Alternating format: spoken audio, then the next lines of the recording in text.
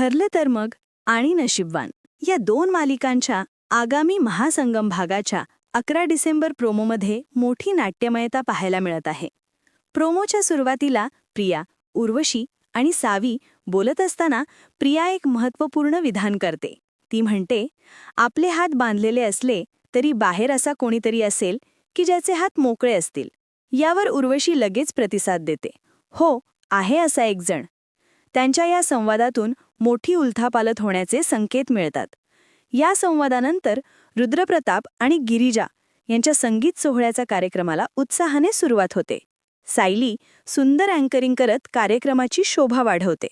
कार्यक्रमात एकामागोमाग एक dance performance सादर होतात. सर्वप्रथम प्रिया, सावी आणि उर्वशी यांचा धमाकेदार डान्स परफॉर्मन्स होतो. त्यानंतर अर्जुन आणि सायली यांचा डान्स होतो.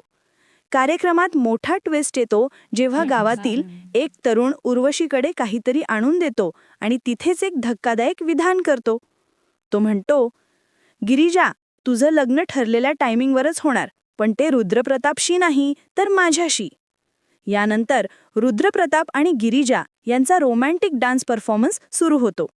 ते दोघे खूप छान डान्स करत असतानाच अचानक गिरिजाला भास व्हायला सुरुवात होते. तिला कोणीतरी छकुली छकुली छकुली असा आवाज देत असल्याचा भास होतो. या भासांमुळे आणि गोंधळामुळे गिरिजाला चक्कर येते आणि ती खाली कोसळते. रुद्रप्रताप तिथेच उपस्थित असतो. घरातील सर्वजण घाबरून उठून उभे राहतात. येथेच हा उत्कंठावर्धक प्रोमो संपतो.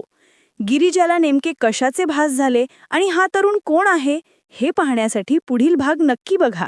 भेटूया पुढील भागात. तोपर्यंत नमस्कार.